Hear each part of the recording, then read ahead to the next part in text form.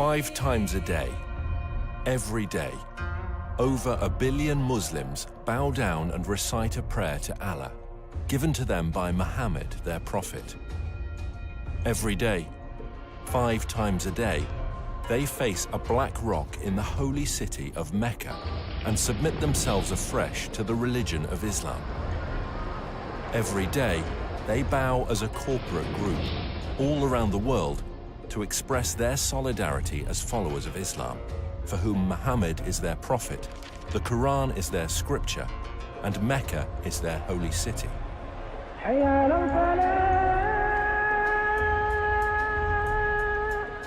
However, as archaeological discoveries are beginning to point to a different story, scholars are seriously examining and challenging the facts about the founding of Islam.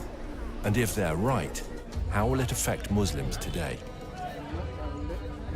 We have tools at our disposal that have never been available before. Modern technology is allowing us to reconstruct the opening years of Islam and to understand things that have puzzled historians for years. All over the world, universities, museums, and libraries are putting ancient books and writings on the internet for scholars to access.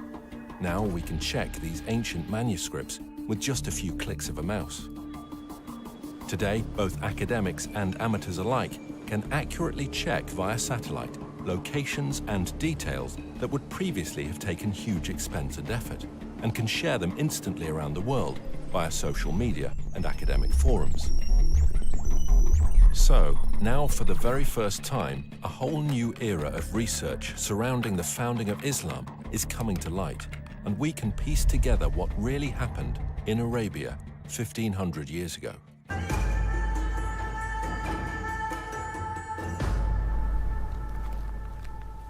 Writer and historian Dan Gibson has lived most of his life in the Middle East. He has extensively researched the peoples and places of the ancient world before Islam. I first came to Arabia in my early 20s, and I've spent more than 30 years exploring every corner of this amazing part of the world, piecing together evidence for a radical new theory, which I believe will change our understanding of the past. Years of study have led me to the conclusion that Islam began somewhere other than where the conventional histories suppose, and that in early Islamic writings there are clues and references that reveal the hidden truth about the Mecca mystery. Back in 2002, I had occasion to visit a conference on Nabatean studies organized here by the Al Hussein bin Talal University. During the conference, I had occasion to speak with leading archaeologists from Saudi Arabia and from Jordan. I asked them specifically about the archaeological record in Mecca. While not wishing to be named or quoted, they admitted that there was no archaeological record in Mecca before 800 AD. I had expected them to defend the opinion that Mecca was a walled city with houses and gardens and public buildings and temples. They said no, there was nothing like that there. Did you know that the name Mecca is mentioned only once in the whole Quran? Muslim scholars link other names with Mecca. Names such as the Forbidden Gathering Place, or the Holy House, or the Place of Bakkah, or Weeping. All of these terms are universally associated with Mecca today. Nevertheless, the Quran itself does not tell us in so many words that these all refer to Mecca. Muslim scholars see no reason to debate this. But in recent years, some historians have raised questions. They have noted that Mecca was a barren place and not located on the ancient caravan route. People have imagined that the caravans carried incense, spice, and other exotic goods. But according to recent research, by the time of Muhammad, the age of frankincense was now long over, and the Arabs engaged in a trade of leather and clothing, hardly items that could have sustained a large city that was described as the mother of all cities and the center of the trade route. Look at this map. Where do all of the trade routes intersect? There are 3 places in northern Arabia that could be described as the center of the trade route. What is interesting is that Mecca was not even a stopping place because it was not even located on the caravan route. In this film, we will find out why there is a total lack of archaeology in Mecca from the time of the Prophet Muhammad. why descriptions of Mecca do not tally with the landscape, and how an early Islamic civil war altered the truth about Islam. While Muslims all over the world believe that their holy city and their founding leaders all lived in Mecca, in Saudi Arabia, Dan Gibson believes the evidence actually points elsewhere. During my studies of Arabian history, I've come across evidence that points not to Mecca, but to northern Arabia as the founding place of Islam. Up until now, no one has ever questioned that Mecca is the holy city of Islam. Every Muslim believes that he should pray towards the Black Rock in Mecca. But years of study and countless trips to all parts of the Arabian Peninsula have led me to a radical new understanding of Islamic history. I believe that in the process of understanding Islamic history, a fundamental error has been made. It wasn't a deliberate falsehood, it was just a misunderstanding of what happened during the founding years of Islam. So later Islamic writers corrected what they thought was an error in earlier histories when it was actually the truth. Is it possible that over 1 billion people who follow the religion of Islam misunderstand how and where their religion began? And if so, what implications does this evidence have for the average Muslim who wants to follow the instructions of Muhammad, his prophet? We are going to have to examine a time in history and a setting that few of us understand. For centuries, the histories of the classical world and Middle East empires have been discussed, but little effort has been given to the history of Arabia. This ignorance is true not just of the West, but also of the Arabs themselves. The Prophet Muhammad was born in 570 AD, at a time and a place that few people today really know about.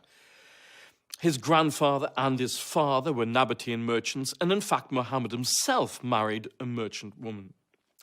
One day, Muhammad was meditating in a cave and an angel visited him. The angel taught him words of praise to Allah. Later, his wife convinced Muhammad that it really had been an angel and he was in fact called to be a prophet of God. During his lifetime, he had many visits from the same angel, and each time there was a new revelation. These revelations from the whole of the lifetime of Muhammad become gathered together to what we know today as the Quran. Adel Ishemeri studied Islam at the Islamic College in Kuwait. Over the years, he and Dan have formed a good friendship and have often found themselves drawn into deep discussion about faith and its history. كانت رسالة محمد هي أن في إله واحد وأن هو آخر الأنبياء الذي أرسلهم الله. وهذا الشيء أغضب كثير من المتواجدين في مكة بسبب أنهم كانوا يعبدون آلهة أخرى وهي الأصنام. كثير من الأصنام كان موجود هناك وكانوا يعبدون هذه الآلهة. ولهذا السبب بسبب غضب الناس عليهم صار اضطهاد على محمد وعلى القلة من أتباعه. فقرر محمد وأتباعه الهجرة إلى المدينة. Muhammad and his followers suffered persecution. So he and a few of his followers fled to Medina. Now that city actually converted to Islam and Muhammad established a government there. And in fact, we can date the Muslim calendar from this period of time. Shortly after this, his followers started attacking caravans, growing in power, growing in number, until eventually more and more people joined them, to the point where they became an expanded military presence, in fact, throughout the whole of Arabia. Muhammad gave his vision of taking Islam to the entire world. However, he died unexpectedly. And at that point, disputes broke out, leading to civil wars. But despite these differences and these divisions, there was the continued dream of expanding the faith to the whole of the world. Eventually, much of North Africa and Central Asia became under the control of Islam. And today, Islam is the second largest of the world's religions. Today, all over the Middle East, when construction companies want to dig for a foundation, there should be someone present from the Ministry of Antiquities. It doesn't matter if you're in Jerusalem, Damascus, or Amman, Jordan. Wherever you dig, the chances are you will expose an ancient site of some sort. In the city of Mecca, in Saudi Arabia, developers are digging all over. putting up great buildings, hotels and high-rises. But, to the surprise of archaeologists, there are no ruins of a great and ancient city under Mecca. The city where Muhammad was born was a major city. It had no trouble in raising large numbers of men to work caravans and march in its armies. Not only did it have a significant population, but it was also an agricultural city. وتسمى هذه المدينة اللي هي مكة بأم القرى في القرآن. أم القرى هي الاسم هذا المفروض يطلق على مدينة مبهرة، مدينة فيها آثار، مدينة فيها لها أسوار، مدينة يعني كبيرة معروفة. The Prophet Muhammad would go forth for his affairs and journey far afield until he reached the glens of Mecca and the beds of its valleys. Aisha, Muhammad's wife, mentioned how one of the men was longing for Mecca. Would that I but stay overnight in a valley filled with various kinds of grass? When we came to Mecca, we saw a town blessed with water and trees, and delighted with it, we settled there. Al-Bukhari speaks of a prisoner who was eating grapes while he was chained in irons, and he says, "This was not the time of fruit in Mecca." It's hard to believe that these things were written about Mecca. The area around Mecca is all rocks and desert. Mecca averages less than 10 centimeters of rain per year. With its extremely hot temperatures and barren conditions, this is scarcely enough to grow any vegetation at all, let alone grow enough food to support a large population. Yet the holy city of Islam is described as having fields with trees and grass and soil. But there's no cultivatable land near Mecca. It doesn't match the ancient descriptions. Ibn Ishaq mentions that the people of Mecca were reluctant to cut down trees in the sacred area. The presence of trees and plants in ancient times can be easily tested by the presence of spores and pollen in undisturbed ancient soil. To date, there is no record of trees having ever existed in ancient Mecca. Another puzzle is that the city of Mecca is missing on all early maps of Arabia. One would expect that a major merchant city would be mentioned on early maps, but not one shows Mecca before the time of Islam. Over the years, I have gathered copies of many ancient maps of Arabia. I have diligently translated them, but never once did I find Mecca mentioned on a map before Islam. Did you know that the name Mecca does not appear in any literature prior to 740 AD? That's 120 years after the founding of Islam. Don't you find it puzzling that for the first 120 years of Islamic history, none of the surrounding nations knew anything about the existence of Mecca? How could a major city, a city that could raise thousands of men in its army, a city that had agriculture, trees, grass, fruit and grapes, be missed by other nations? How could a major city with walls, temples, and public buildings not be found in the annals of other nations, especially if it was a merchant city that undertook trade with all the nations around it? And most puzzling of all is that when we go to the physical location of this ancient city, we find that there is no early archaeological record. It was an insignificant location, not even on a trade route. Many historians today have come to the conclusion that the accounts of the founding of Islam are all myths. Obviously, there is a great discrepancy between what Islamic records tell us and what the archaeologists have been finding, so the conclusion they draw is that the Islamic records are just fabricated myths. In my years of study, I have become convinced that the early records are not myths, but that they refer to another location that fits all of these descriptions. I believe that Muhammad was born and raised in another place, and that Muslims are facing the wrong direction when they pray.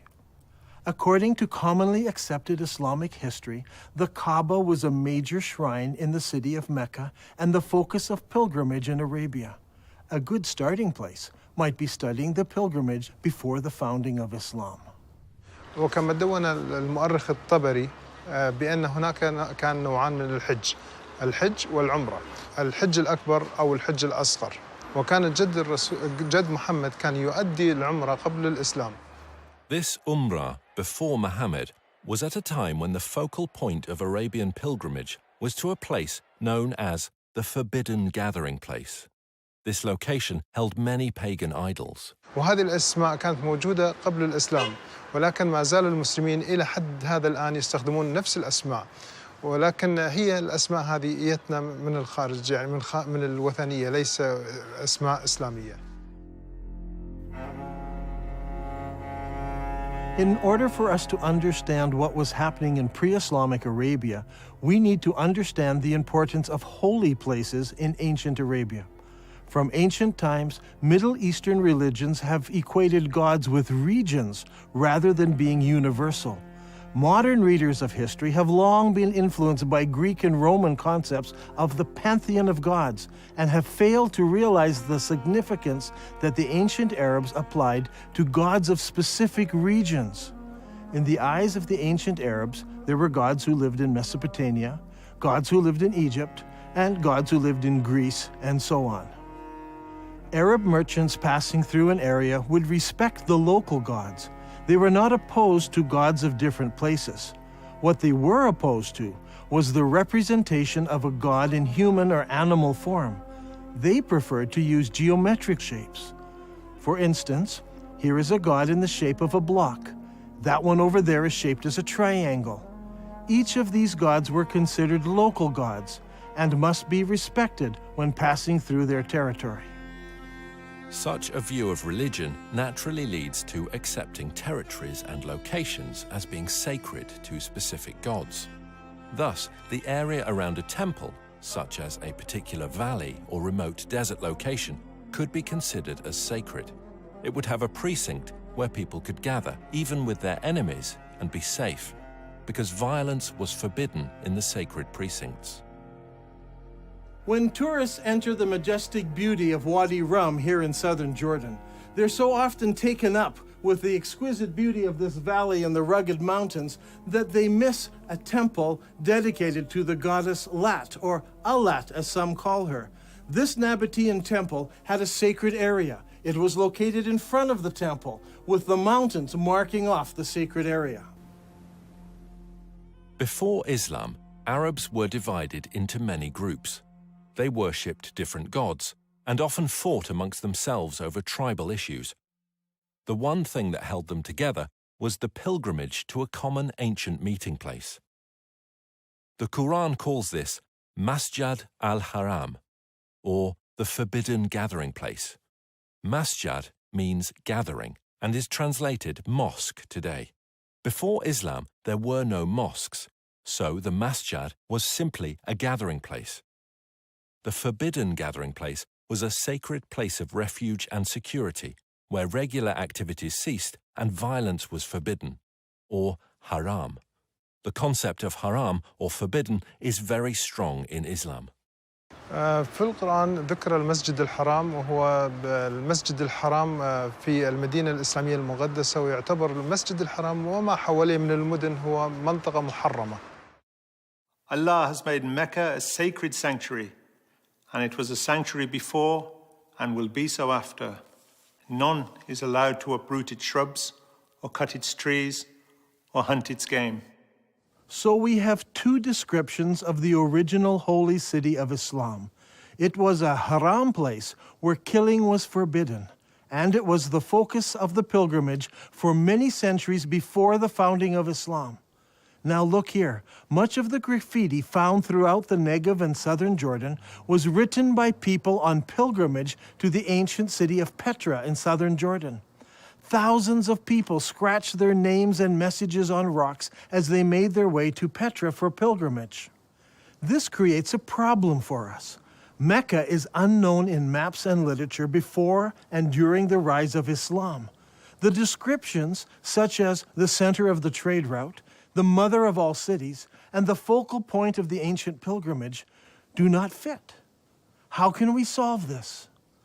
The answer to that comes from Islam itself. المساجد في الوقت الحاضر تتجه كلها صوب القبلة، صوب الكعبة، وهناك مكان في المسجد يسمى المحراب الذي الإمام يوقف فيه ويصلي يقود المصلين، ولكن في الأيام الماضية ما كان موجود هذا المحراب، ولكن كان في حائط يتجه صوب القبلة، وكان المبنى بالكامل مبني باتجاه صوب القبلة. In Islam, it is universally understood that the Qibla is towards Mecca in Saudi Arabia. No one questions the direction of the Qibla today. However, the Quran tells Muslims they have a Qibla. The text of the Quran does not give the name of the city to which prayer was originally made. It only mentions Masjid al-Haram, or the forbidden gathering place. Muslims believe they originally prayed towards Jerusalem. According to Islamic sources, in 624 AD, Muhammad changed the Qibla to Mecca. Muhammad revealed this in Surah 2 of the Quran. Thus we appointed the Qibla to you. Indeed, it was a momentous change, except to those guided by Allah. Allah would never make your faith of no effect. Now shall we turn you to a Qibla that shall please you. Turn then your face in the direction of the Masjid al-Haram. Wherever you are, turn your faces in that direction. As a historian of the Arabian Peninsula, I've always been interested in finding the location of the original Qibla. What direction did Muhammad pray towards before the Qibla was changed? Was it Jerusalem, as some claim? Was it Syria, as some claim? Or was it some other direction? If we were to do this study 100 years ago, it would require an incredible amount of work and research. We would have to travel the world searching ancient sites to find the earliest mosques in Islam. Now, in a few moments, we can do what used to take a lifetime. Google Earth lets us look down on sites from space, and websites like ArcNet can combine the research of hundreds of students and professors.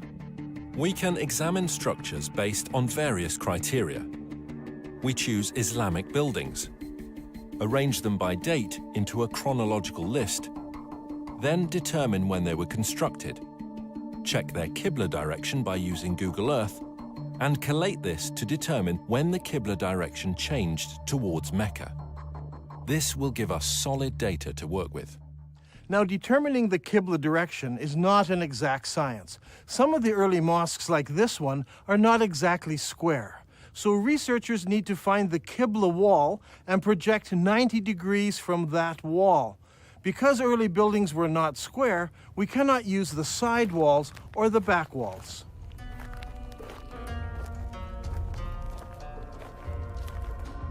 This is the mihrab of an old mosque.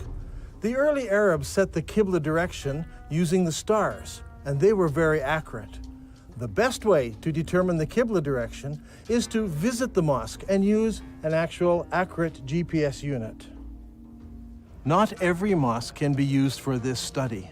Many of them were totally reconstructed over time, so much so that it is no longer possible to determine their original Qibla direction.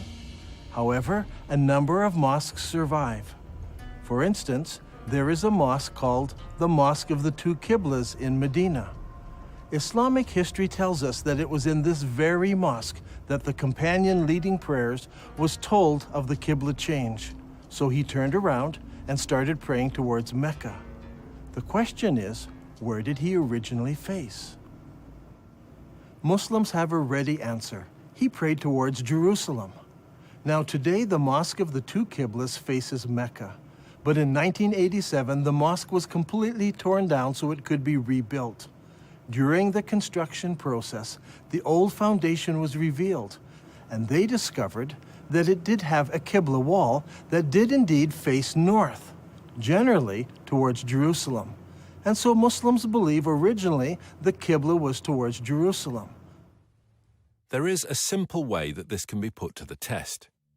If we go to the earliest mosques that were built, where we can identify their direction of prayer, we can plot them on a map and see if their lines converge. We'll find one of three things. They all point in different directions. They all point to Jerusalem, or they all point to another location. After the Mosque of the Two Qiblas in Saudi Arabia, there are a further 11 early surviving mosques that we can research. These are located in China, Egypt, southern Jordan, Lebanon, Central Jordan, Yemen, Israel, Iraq, Jerusalem, West Bank, and lastly, Lebanon. So, if we go in the order that they were built, the second surviving mosque was built in Guangzhou, China. Guangzhou is the modern name for what was known as the city of Canton. When Marco Polo reached this city in 1300 AD, he discovered over 100,000 Arab and Persian merchants living there. You see, the Arabs had been trading with the Chinese for hundreds and hundreds of years. This is all well documented. And so Abu Waqas, an uncle of Muhammad, traveled to China on a trade mission. And according to Chinese manuscripts, he built a mosque for the Arabs in Canton in 627 AD, or 6 years after the founding of Islam. I personally examined this mosque and used a GPS unit to determine the mosque's Qibla direction. What I found was surprising. This mosque does not face Mecca. It faces 12 degrees north of Mecca, meaning that it does not face Jerusalem either. Its Qibla passes south of Jerusalem. The next mosque was built in 641 AD, about 20 years after the founding of Islam, in the town of Fustat, just outside of Cairo. This mosque was rebuilt and enlarged several times, so that today the original foundation is no longer evident. However, a description of the original ground plan of the mosque survives, and the Islamic records tell us that the first Qibla pointed east and later had to be corrected towards the south, towards Mecca. The next surviving Islamic building is the Umayyad Palace, built here at Humayma in southern Jordan. Around 700 AD, or about 80 years after the founding of Islam, the Abbas family built a large manor house here. This house had no special mosque area. Rather, the faithful would line up here in the courtyard to pray. This house has a Qibla direction, but it is not towards Jerusalem. The following year, a new mosque was built in Baalbek in Lebanon. Notice that its Qibla does not point to Mecca. 1 year later, the Umayyads built a large and impressive mosque here on the citadel in Amman, Jordan. This mosque points south. Mecca is over there. A couple of years after this, in 705 AD, or 84 years after the founding of Islam, Muslims constructed the Great Mosque of Sana'a in the capital city of Yemen. While this mosque points in the general direction of Mecca, it actually points to the west of Jerusalem. The following year, in 706 AD, the Umayyad Muslim rulers built Khirbat al-Minya, a large palace complex in Israel on the shores of Galilee. This palace complex had a specific room used as a mosque. According to the inscription set into a gateway, it was built 87 years after the founding of Islam by the Muslim ruler Al-Walid. This building and its mosque do not face Jerusalem. That same year, the Muslims also built the Wasit Mosque in Iraq. Originally, archaeologists claimed that this mosque pointed to Jerusalem. However, further research has shown that this mosque points south of Jerusalem. The next mosque is the Al-Aqsa Mosque in Jerusalem itself. This mosque is not the temple dome, but rather the old mosque to the south of the dome. This mosque is already in Jerusalem, but it also has a Qibla, and it does not point to Mecca.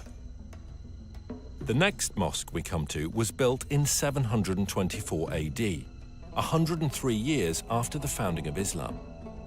This is the Khirbat al-Mafja Mosque near Jericho in the Jordan Valley. This palace was built near the end of the Umayyad dynasty. By looking at the floor plan, we can see that the palace and its mosque faced south rather than towards Mecca. That same year, a mosque was built at Anjar, about 58 kilometers from Beirut.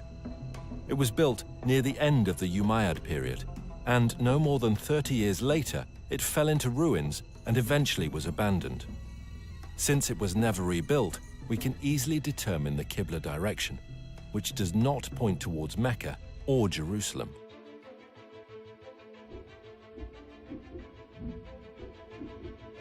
Now, let's put this all together onto one map.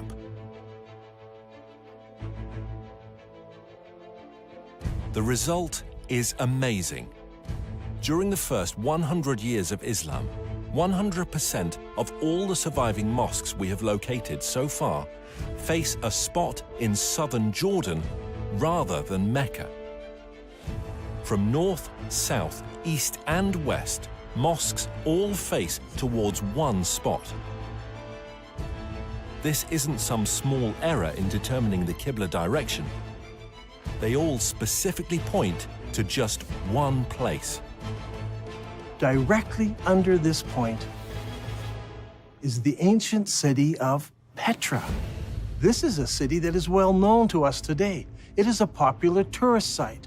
Tourists come from all over the world to marvel at the great temples and the monuments in this city. Could it be that Petra is the mother of all cities described in the Quran? It was the focus of the ancient Arab pilgrimage. So could Petra also be the birthplace of Muhammad and the founding city of Islam? ده غريب، يعني أنت تقول إن البتراء لكن البخاري يقول لنا هي القدس، فشلون تبي نفكر في هذا الأمر؟ شلون تبينا نقبل هذا الشيء؟ يعني البخاري قال لنا القدس. Every good Muslim tells me that Muslims used to pray towards Jerusalem. They know this because Bukhari tells them this. And I agree, Bukhari says it was Jerusalem. But Bukhari is writing some 200 years after Muhammad, and he's writing more than 100 years after the Qibla change took place. So he's not an eyewitness. He's just collecting what people are remembering. And he actually notes several conflicting ideas that were circulating at the time. While some people were offering morning prayer at Quba, a man came to them and said, "A Quranic order has been revealed to Allah's apostle tonight, that he should face the Kaaba at Mecca. So you too should turn your faces towards it." At that moment, their faces were towards Syria. And on hearing this, they turned towards the Kaaba at Mecca. I believe that originally Muhammad, while living in Medina, prayed north towards Petra, which was in the Roman province of Syria. By the time Bukhari was collecting his stories, people had forgotten Petra, and everyone remembered that their great-grandparents prayed towards Syria. دان القرآن يقول لنا مسجد الحرام في بكة، فيا ترى بكة وين موقعها الحقيقي؟ Those who bring up the argument about Bakkah raise an interesting point. I agree that in Islamic literature, the name Bakkah is synonymous with the first holy city of Islam. When Muhammad was a young man, the people decided to rebuild the Kaaba. In the rubble, they found several building blocks with inscriptions written in Syriac, the language of the Nabateans. They found a Jew who could translate it for them. I am Allah, the Lord of Bakkah. I created it on the day that I created heaven and earth and formed the sun and moon, and I surrounded it with 7 pious angels. It will stand whilst its 2 mountains stand as a blessing to its people with milk and water. The word Bakkah is an ancient Semitic word which means to weep or lament. If a location was assigned the title Bakkah, it would mean the place of weeping. The name Bakkah has never been used of Jerusalem. It appears only once in the Bible in Psalm 84. Here it is used in reference to a valley of weeping. But the Quran also speaks of a valley of weeping, where Hagar was weeping over Ishmael. The Quran places this story in Bakkah, which is the early name for the place where the Kaaba was built. Surely this location was not Jerusalem, which is built on top of a mountain and not in a valley. I think the answer is quite simple. There were many major earthquakes in Petra, such as the one in 551 AD, only 19 years before Muhammad was born. We are told that during that earthquake, much of Petra was destroyed. Petra could have been called the Valley of Bakkah because so many people were killed over so many years from all the earthquakes. If Petra is the holy city of Islam, then there should be evidence of Muhammad's tribe, the Quraysh, around Petra. If Dan Gibson can find Muhammad's tribe, it will greatly support his theory that Muhammad was from the Petra region and not from Mecca.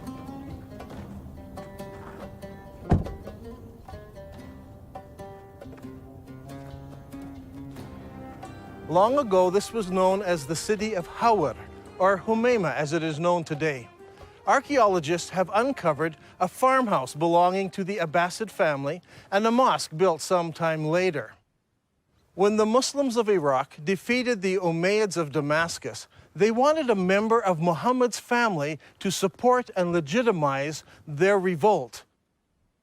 And so they came here to Humayma, 27 miles from Petra. It was here that they found Muhammad's family and the Quraysh tribe. They didn't go to Mecca in Saudi Arabia or Medina. They came here to Humayma, 27 miles outside of Petra. It was here that they found the Quraysh tribe and the family of Muhammad, not in Saudi Arabia. So far, we have discovered that the early mosques of Islam all faced the ancient city of Petra.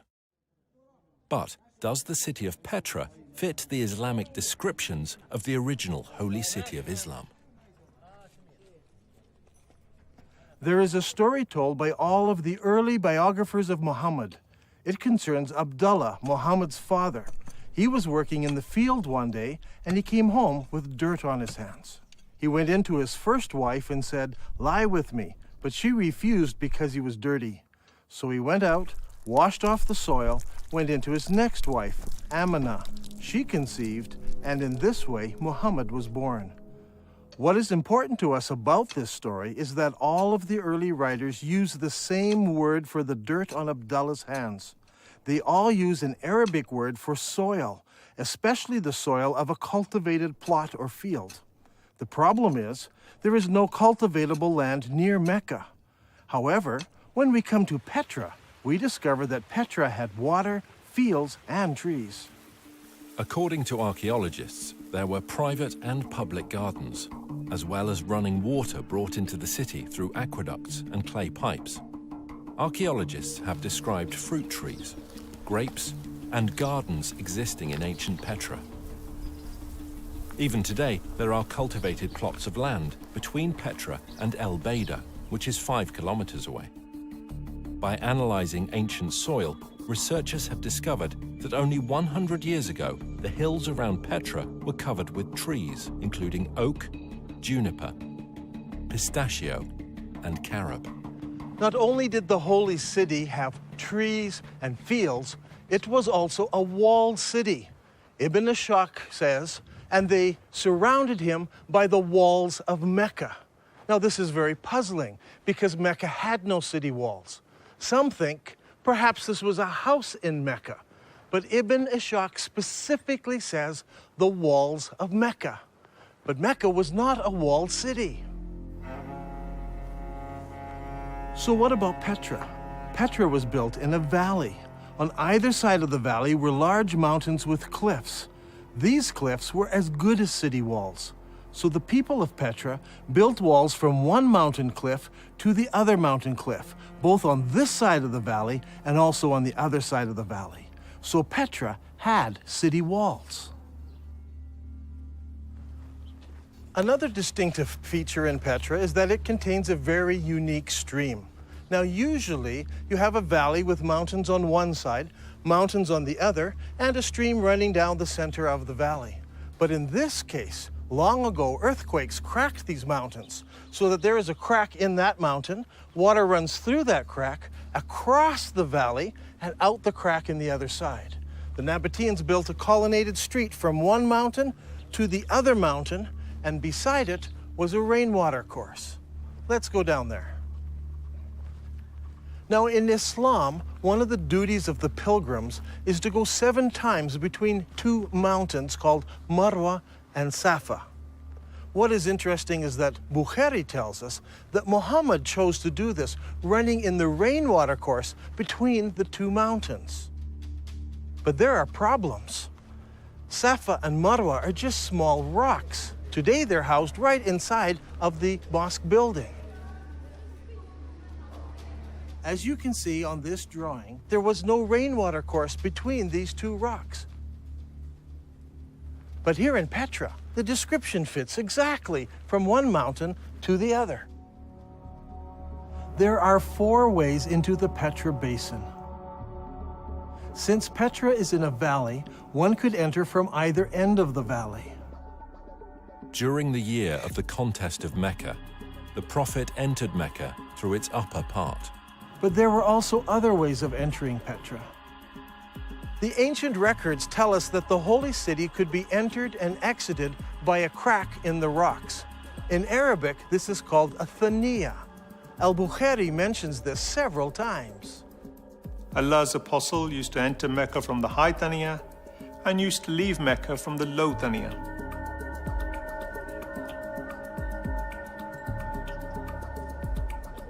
The Prophet went on advancing till he reached the Thaniya through which one would go to them, that is, the people of Quraysh. There are 2 thaniya entrances. One of these is the famous Sikh that tourists pass through to enter the city. The other is on the far side of the colonnaded street and leads into a maze of canyons that eventually empty out into Wadi Araba below the Dead Sea. Petra also has many temples. Over here is what is known today as the Temple of the Winged Lions, or the Temple to Al-Uzza. Behind me is what is known as Qasr al-Bint today, or the temple to the god Dushera. This short chain of mountains here was the home to the god, and here in the very heart of the mountains is the temple to this god, El-Dushera. Now, Ibn Hisham relates to us a very interesting story. It's very early in Islamic history. Only a few people have converted to Islam at this time.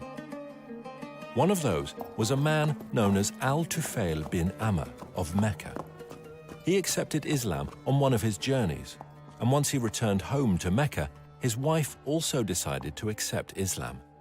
Al-Tufail then tells his wife to go to the temple of Dushera and cleanse herself there. In the sacred area, there was a trickle of water where she could wash herself. She did this and returned home and learned about Islam. Did this story take place in Mecca, 1,000 kilometers away, where there is no temple to Dushera? Or did it take place here in Petra? If it did, then Dushera's temple is there. She would have come down to this temple, washed herself, and gone home. Is there a temple to Dushera in Mecca, in Saudi Arabia? No. There are no temples, no cracks in the rock, no water stream, no city walls, no grass, no trees, nothing. It's all here in Petra. And for the first 100 years, every mosque in the entire Islamic world pointed here to Masjid al-Haram, the forbidden gathering place, here in Petra. There is no other city in the world that fits this description so perfectly. Now, Al-Haqtab had so harassed Zayd that he forced him to withdraw to the upper part of Mecca, and he stopped in the mountain of Hira, facing the town. It's interesting to note that in this account, Mount Hira is located in the upper part of Mecca. If you go to Mecca today, the cave of Hira doesn't face the city. But here in Petra, the high side of the city is north of the colonnaded street, and the low part of the city is south of the colonnaded street. In effect, the city was divided in half by the colonnaded street. If Petra is the holy city of Mecca, then the cave where Muhammad received his first revelation should be located there. The ancient records say that the cave faced the town, and that it was low down since Muhammad tried to climb the mountain to throw himself off. If that's the case, I think I know just the spot, but we'll have to go over there.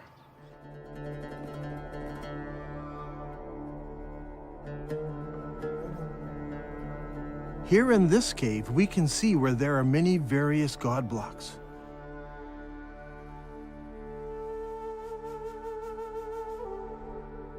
Up there is a large crescent symbol. This is just the sort of cave where young men would go to contemplate the meaning of life. The descriptions and location of this cave are just like the ancient records describe it. Just outside of the city, the entrance facing the city, and evidence that people spent time here in religious worship and meditation. I think that this is one of the holiest spots for all of Islam, and it's here, in Petra.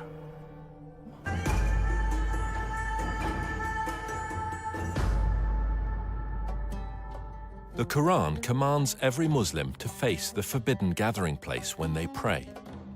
Now, the forbidden gathering place wasn't a building.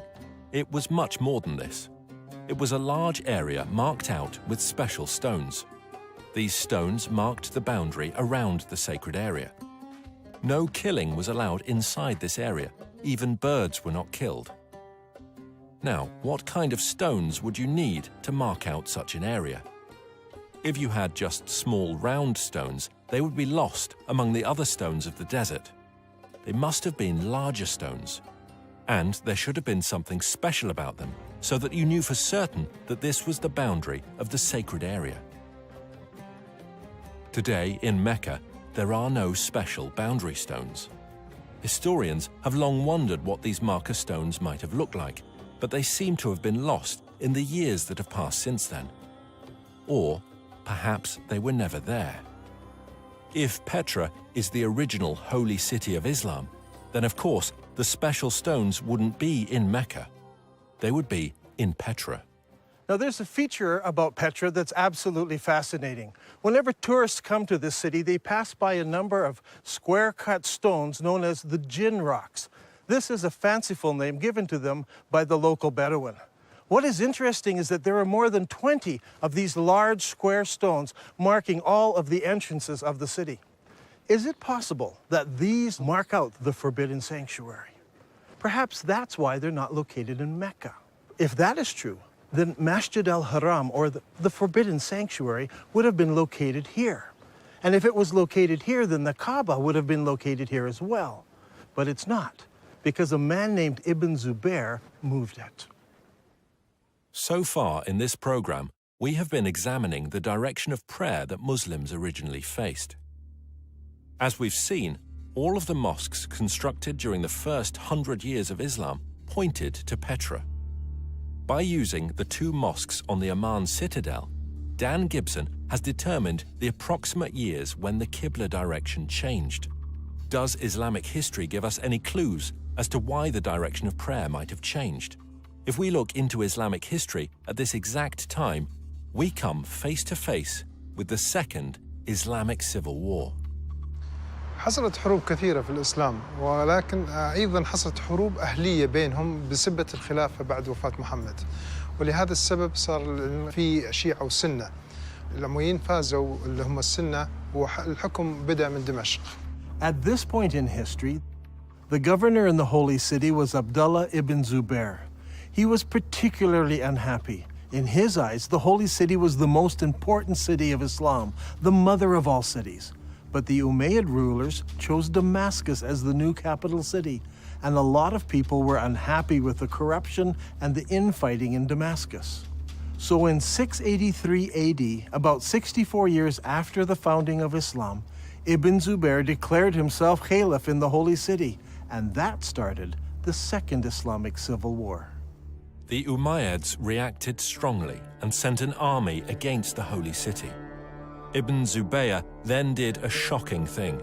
He destroyed the Kaaba, the ancient holy shrine of Islam. Ibn Zubayr then demolished the Kaaba sanctuary until he had leveled it to the ground and dug out its foundation. Then he placed the black stone beside it in a wooden stand in a strip of silk. The Umayyads fought against Ibn Zubayr and his companions, but after 40 days, news arrived that the ruling caliph in Damascus had died. Now, the Umayyad generals insisted that the battle wasn't over, but that they must return to Damascus so that a new caliph could be established. The members of the Umayyad royal family had come to the battle as well, and they insisted that they must return to Damascus under the protection of the entire army, so the whole army marches off. The problem we face here is one of timing. The Islamic records are quite clear that when the Caliph died, his 13-year-old son ruled in his place. Al-Tabari, Volume 20, tells us specifically that his son survived only 40 days after his father died before he too was killed. During this time, the armies from the Holy City returned to Damascus. Now, a slow-moving army would have taken many days to cover the 1,400-kilometer trek across the desert from Mecca in Saudi Arabia to Damascus in Syria. If the army could move at 20 miles a day, it still would have taken them 43 days. When you add up the time the messenger took to bring the message, the time it took for the army to decide to return and get mobilized, and the 43-day march, there is simply not enough time. Mecca is too far away to be believable.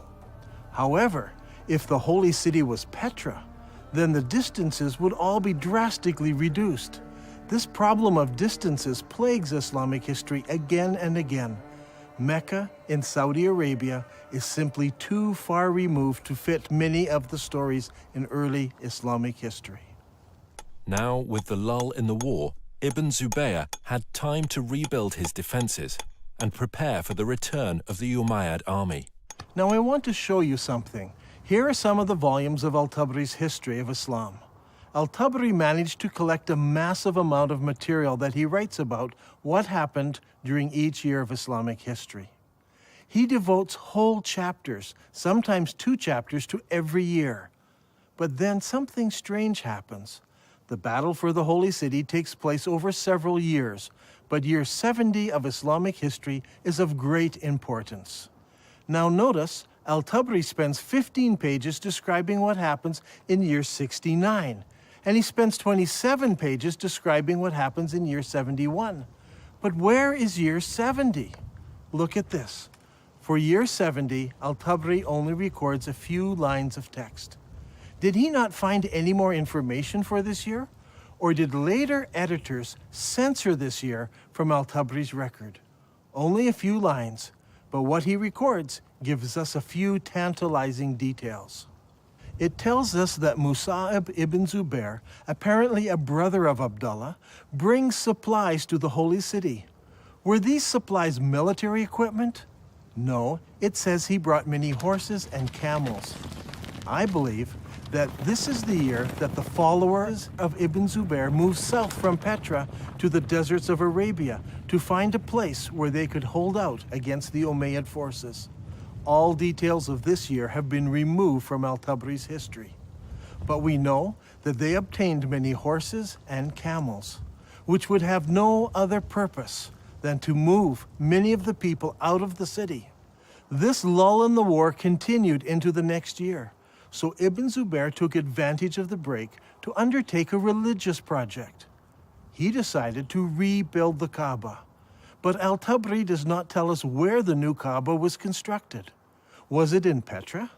Or was it in a new, safer location in faraway Mecca? I believe that the new Kaaba was built in Saudi Arabia, and that the black rock was moved there for safekeeping. So even if Ibn Zubair lost the holy city, he still had the rock and a new Kaaba.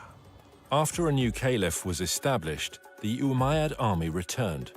This time the army was bigger, and the Umayyads brought large weapons of war with them. Among them, a stone-throwing machine called a manjanik. The war between Ibn Zubayr and Al-Hajjaj took place for 6 months and 17 nights in the hollow of Mecca.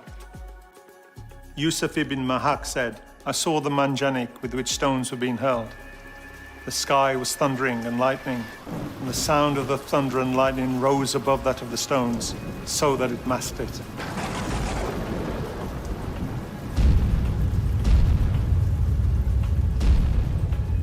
During the fighting, Ibn Zubair took refuge in a ruined building beside the Kaaba, and this began another battle, which completed the destruction of the Kaaba area of the Holy City. Eventually, Ibn Zubair lost the battle, but the cause was taken up by those in the city of Medina in Saudi Arabia and by the city of Kufa in Iraq. I believe that during this time, the Islamic world was thrown into contention. Should they pray towards Petra, or should they pray towards Mecca? The great Islamic empire had divided into two. Originally, the Umayyads ruled from Damascus, and they prayed towards Petra.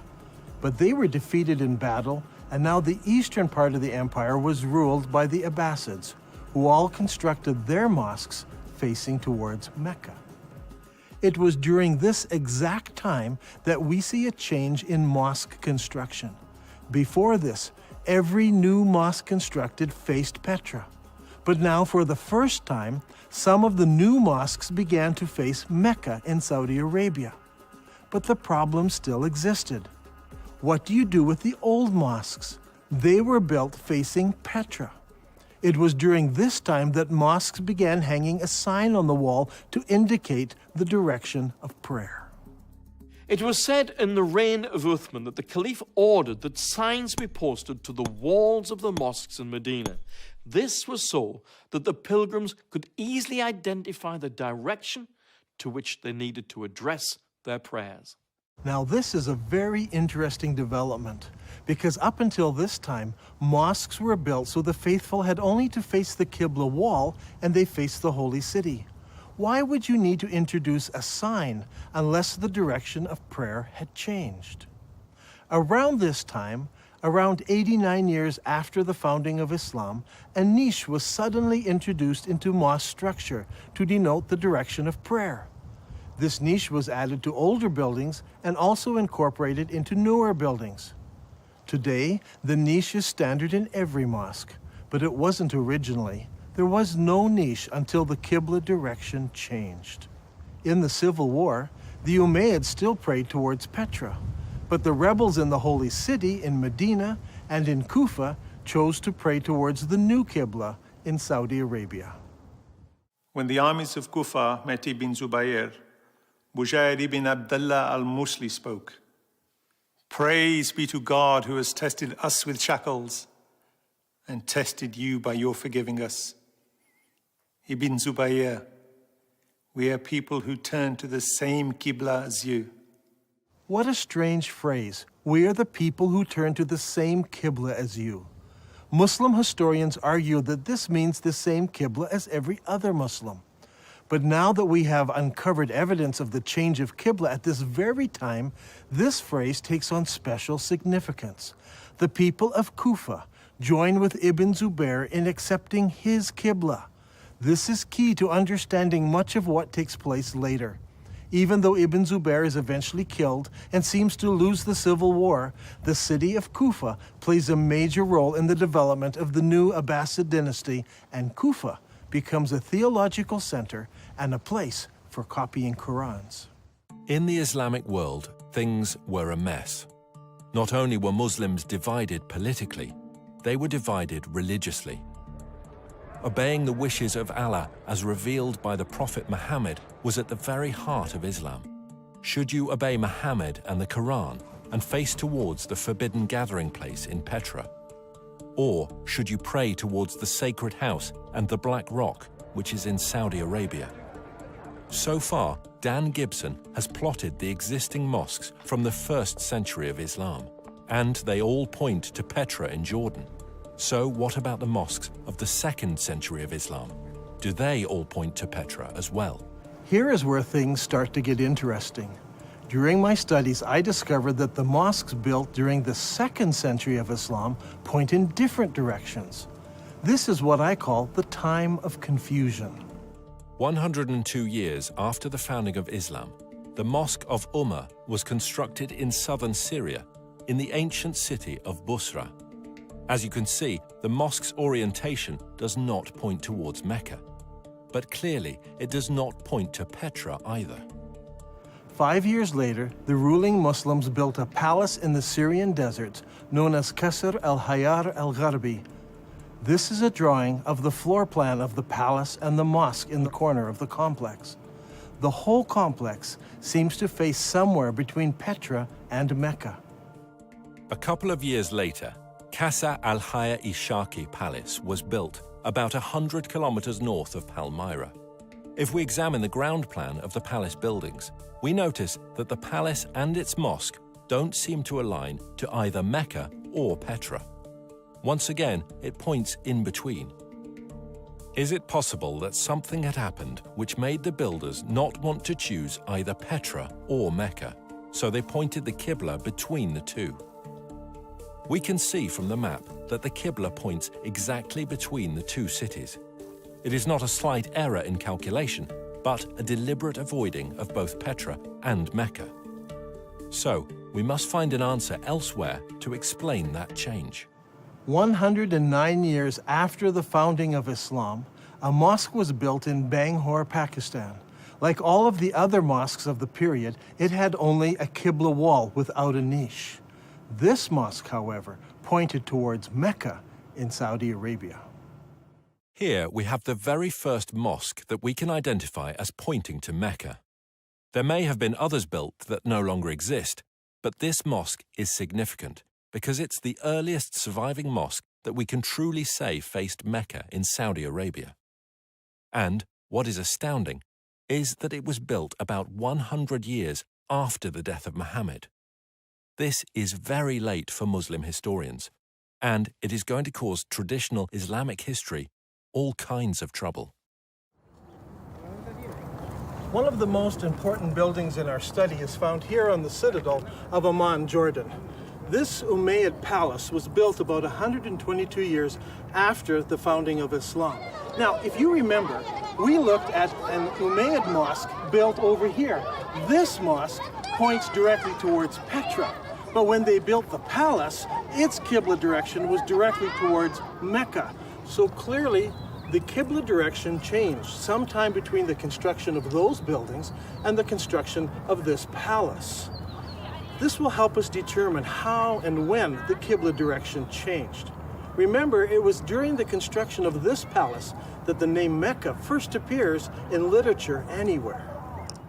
الغريب أن مكة لم تذكر طول هالسنين هذه لا في الكتب الأدبية ولا الكتب الإسلامية، ولكن ما تم ذكرها إلا عند تغيير القبلة، وهذا شيء غريب جدا. يا ترى شنو الأسباب؟ يعني المفروض أنه يذكر في الكتب الإسلامية في التاريخ الإسلام، ولكن لم يذكر هذا الشيء إلا عند تغيير القبلة. هذا شيء غريب. The next major mosque that was constructed was built 32 kilometers south of Amman, Jordan.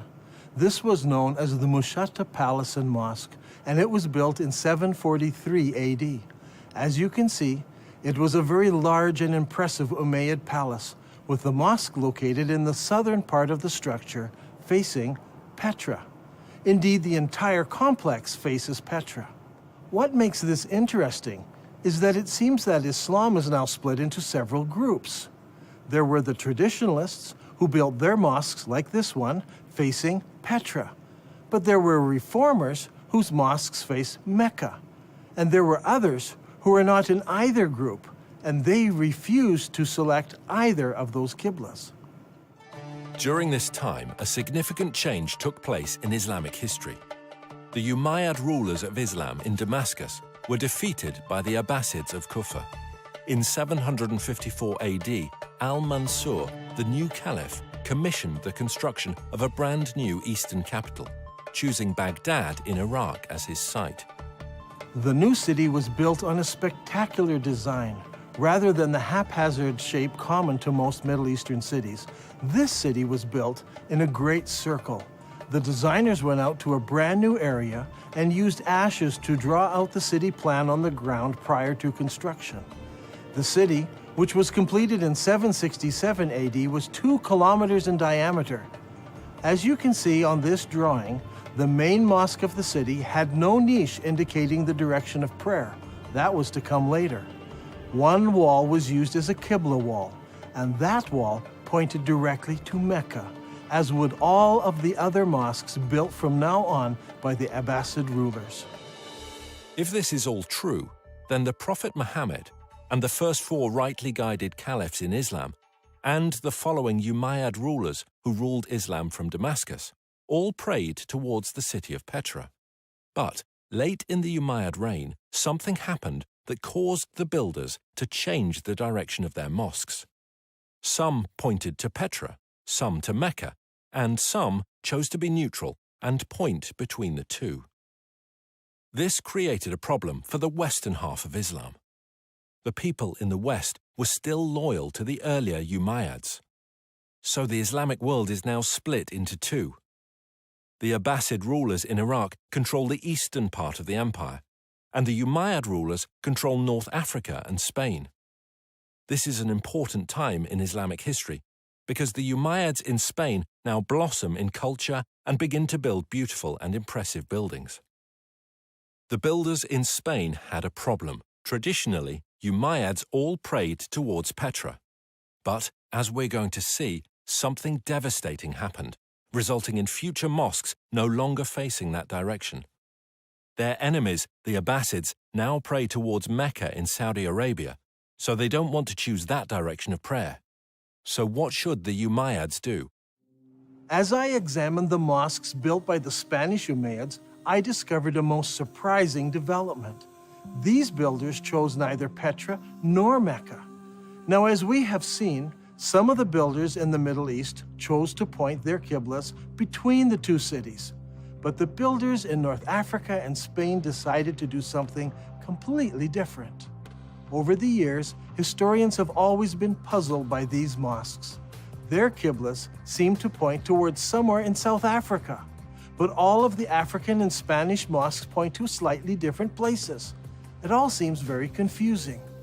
However, when plotted on a map, we can see that the mosques of North Africa and Spain all have qiblas that are parallel to a line drawn between Petra and Mecca. So rather than choosing Petra or Mecca, they chose to make their qiblas parallel to a line drawn between the two cities. كل المسلمين يعرفون بأن مكة موجودة في السعودية، وأنت في نظريتك اليوم يعني تقول لي مكة موجودة في البتراء، على أي أساس أنت جبت هذا الفكرة؟ يعني شنو الدليل؟ شنو البرهان هذا؟ يعني برهانك ودليلك على هذا الشيء؟ احنا اللي عارفينه أن مكة موجودة في السعودية، فعلى أي أساس أنت جبت هذا الشيء؟ If you're still not convinced, I want to show you something else. Do you remember when we discussed the Second Islamic Civil War? Ibn Zubair barricaded himself in the Holy City, and the Umayyad Syrian army surrounded him and kept him there for 4 months. During the month of October, the Syrians brought a catapult up to the city walls, where they lobbed rocks right into the holy places of Islam. How is this possible? Normally, people live behind the city walls. A catapult would simply smash down people's houses. But in this case, it said the catapult hit the holy places of Islam right in the center of the city. How is this possible?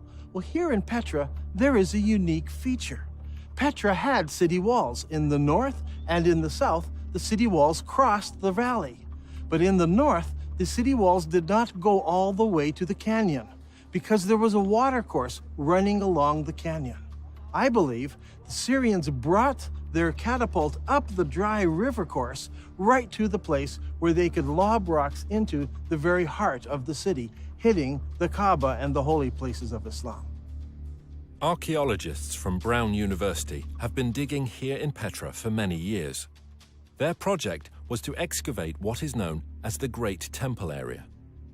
As they uncovered the temple, Dan was amazed to find evidence that supported his theory. One of the interesting features of this building is that people built defenses here against attack. See, here in this doorway, they closed it in so they could defend themselves. This happened sometime after the earthquake of 551 AD. We can date the defenses of here by the roofing tiles that were used in the construction of these defenses. However, there are no recorded battles in Petra during this time. So we know this happened during the founding years of Islam. But this is not the only evidence we have. During the excavations, the archaeologists uncovered over 400 catapult stones. These stones are buried in about the right place at exactly the right time. This is an extremely strong indication that the battle took place here and that the first original Kaaba was close to this location. So, Islam was divided between the traditionalists and the reformers. The traditionalists prayed towards Petra in Jordan, and the reformers prayed towards Mecca in Saudi Arabia, and others deliberately choosing a middle path. How were they ever going to solve this dilemma? Petra, the city of weeping, suffered a fatal calamity. Massive earthquakes shook the Petra region, destroying buildings, temples, and houses. The damage was so bad that the city was never rebuilt again. The evidence for that first Kaaba is gone now. The catapult stones destroyed much of it. Ibn Zubair destroyed the rest. In 713, an earthquake destroyed the dam that diverts the water around Petra. So every year, floodwaters washed away whatever evidence was left. So, with the memory of Petra fading from view, the chroniclers of Islamic history, writing some 150 years later, would never mention it by name. In time, the memories of these two locations became merged into one, that of Mecca in Saudi Arabia. From now on, all Qiblas would point here. It wasn't until modern archaeological tools, satellite photos, and the internet allowed the networking of historians, academics, and scholars around the world to start piecing together a different picture. هذا الأمر غريب، يعني أول مرة نسمع فيه، يعني شلون المسلمين تبيهم يصدقون في هذا الشيء المكتوب، يعني غريبة، ليش ما مذكور في الكتب الإسلامية ولا مذكور في كتب التاريخ؟ شلون نسوا ولا يعني يا ترى هل تناسوا ولا نسوا هذا الأمر؟ شلون ما ذكروه؟ شيء غريب. In order to understand the events that influenced the writing of Islamic history, we need to recognize several things. First, it is my belief there was a literary vacuum in the early Islamic empire, created by zealous Muslims who destroyed books and manuscripts, erased inscriptions, burned libraries, and destroyed all literature except the Quran, which was mostly bits and pieces of what people remembered of the revelations that Muhammad gave. This destruction of written material by the Islamic forces has been well documented.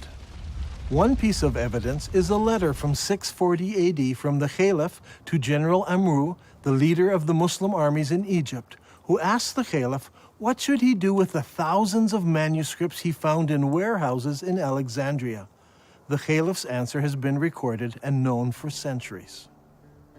As for the books you mention, here is my reply. If their content is in accordance with the revelations of Allah, we may do without them. For in that case, the revelations of Allah more than suffice. If, on the other hand, they contain matter not in accordance with the revelations of Allah, there can be no need to preserve them. Proceed then and destroy them. The Muslim writer Ibn al-Kifti tells us that the books were distributed to the public baths of Alexandria, where they were used to feed the stoves, which kept the baths comfortably warm. They say it took 6 months to burn all that mass of material. Eutychius, the Patriarch of Constantinople, recorded that there were 4,000 baths that received books from the Alexandrian library. This burning of books, however, did not start in Egypt, but 4 years earlier in Persia. Caliph Umar's army met with the Persian armies in the Battle of Qadisiyah in the year 636 AD. In early January 637, the Muslim advance guard reached the outskirts of Ctesiphon and laid siege to the city for 2 months. Eventually, the city fell and the Muslims occupied it. During the fighting, the palaces and the library at Ctesiphon were deliberately burned. In the end, the only book that managed to survive in Arabia was the glorious Quran. When it comes to the history of the Quran, historians have struggled. It seems that most of the Quran was retained in an oral fashion rather than written form. While the Arabs were great memorizers and had the ability to retain the entirety of the Quran, the retention of materials in an oral tradition suffers from several difficulties. First, the accuracy of the memories of the individuals involved must be perfect. In the case of the Quran, arguments arose over the various verses, how they should be rendered, and if they should or should not be included in the whole. Second, the problem of transferring knowledge from the learned to the novice is often a difficult step. In the case of the Quran, most of the men who memorized the sayings of Muhammad were also warriors. As is often the case, Warriors die in battle, and their knowledge of the Quran perished with them. This is amply illustrated in the Battle of Yamama, when an estimated 450 men who had memorized the Quran were killed. Hudayfa bin al-Yaman came to Uthman at the time when the people of Damascus and the people of Iraq were waging war to conquer Armenia and Azerbaijan. Hudayfa was afraid because the people of Damascus and Iraq had differences in the recitation of the Quran. So he said to Uthman, "O chief of the believers, save this nation before they differ about the revelations." So Uthman sent a message to Hafsa saying, "Send us your manuscript of the Quran so that we may compile the Quranic materials into perfect copies and return the manuscript to you." Hafsa sent it. Then a group of men sat down to create a new copy of the Quran. Uthman said to the three Quraysh men, "In case you disagree, write it in the dialect of Quraysh, for the Quran was revealed in their tongue." When several copies were written, Uthman returned the original manuscript to Hafsa. Uthman then sends every Muslim province one copy of what's been written, and he orders that all other Quranic material, whether written in fragmentary manuscripts or even in whole copies, that they all be burned. And so the burning continued. This time, even Quranic materials were burnt. But it did not stop the arguing about what should or should not be included in the Quran. When the new Qurans arrived in various provinces, people argued against them. Sa'id bin Thabit said, "A verse from Surah Al-Ahzab was missed when we copied the Quran, and I used to hear Allah's apostle reciting it. So we searched for it and found it with Husayma bin Thabit al-Ansari." These 5 or 6 copies were now the only Qurans in the entire Muslim empire. Uthman's order to burn all other Quranic material tried to wipe out all Qurans everywhere, except the few that were held by the provincial governors. In effect, all non-Muslim books were destroyed, and then the Muslims destroyed all of their own books and writings, except for 5 or 6 copies. Remember, the Islamic Empire at this time stretched from the Atlantic Ocean through the Middle East all the way to Afghanistan, and only 5 or 6 copies of the Quran existed in all those millions of square kilometers. This is what I refer to when I speak of a literary vacuum. Much later, once the Abbasids took control of the Islamic Empire, they recognized this literary vacuum and they set out to correct it. The problem was, they were interested in producing an Abbasid version of Islamic history. So all of the materials produced under the Abbasid control reflected the politically correct version of Abbasid history. These histories and hadiths about the previous 250 or more years were collected, copied, and distributed. Those books that were written earlier were either destroyed or edited by later writers who thought they found errors in them. Under Abbasid rule, massive religious, scientific, and academic projects were undertaken. The Abbasid rulers encouraged scholarly development that would not only present the early years of Islam in a good light, but would also confirm their own right to ruling the empire. During this period of time, we find the great Islamic historians writing their treatise on Islamic history, and they also edit the earlier accounts. For example, we don't have Ibn Ishaq's original biography of Muhammad, as Ibn Hisham, under the Abbasids, corrected what he called grievous errors in the original account. After the editing of Ibn Hisham, the rest of the great Islamic historians began to write their histories, and they present us with an Islamic history that was tailored to suit the religious and political worldview of the Abbasids of their day. Is it possible that Muslims today are victims of an Abbasid cover-up? Did the Abbasids purposely turn Muslims away from praying towards the forbidden gathering place in Petra, as the Quran commands, and make them pray towards the Black Rock, now residing in Mecca? Are Muslims still being misled by Abbasid propaganda? I believe the stage was set when early Muslim leaders gathered together the various scraps of the Quran. The problem wasn't the collection, it was the destruction of anything that opposed their view.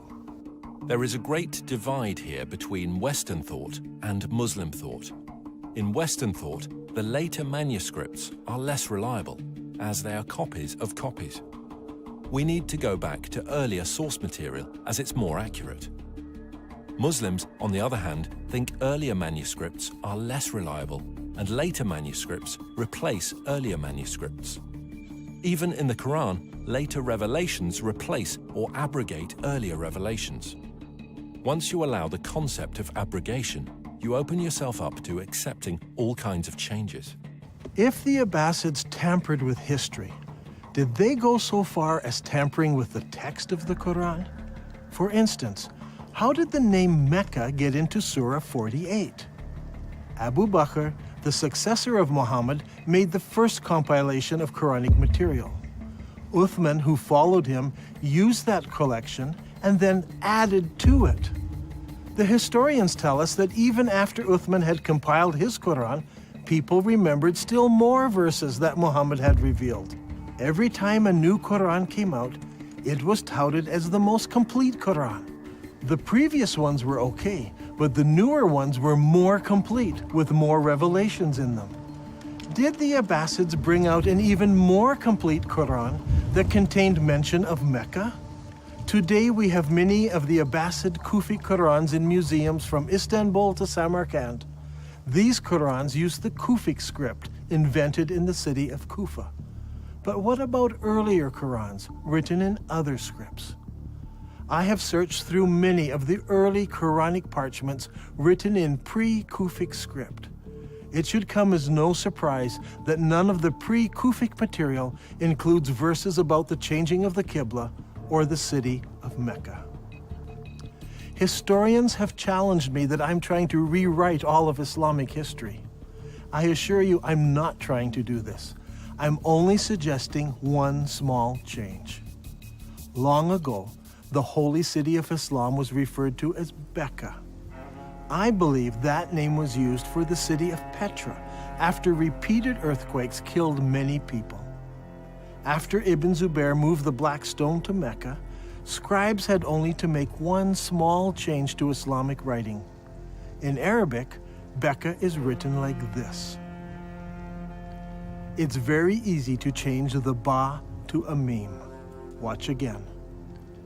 That's all it took. It is virtually undetectable to later readers. Did the Abbasid scribes correct an earlier reference to Bakkah in the Quran and make it into Mecca?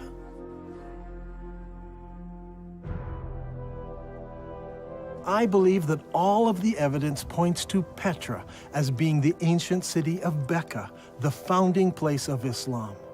All of the mosques of the first century of Islam point to the forbidden gathering place in Petra, and all of the descriptions fit Petra, not Mecca.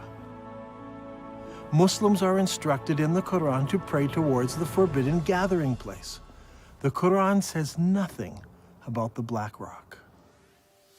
It is clear that although Dan Gibson's research is rooted in Islamic history, and he has a great affection for the Arabic world, his theories will be challenging to Muslims. As faiths around the globe come under increasing scrutiny to prove the veracity of their origins, all religions need to consider serious research they may find difficult. Islam needs to ask if it is possible that over 1 billion people have been misled by Abbasid propaganda regarding how and where their religion began. And, if true, what implications does this have for the average Muslim today?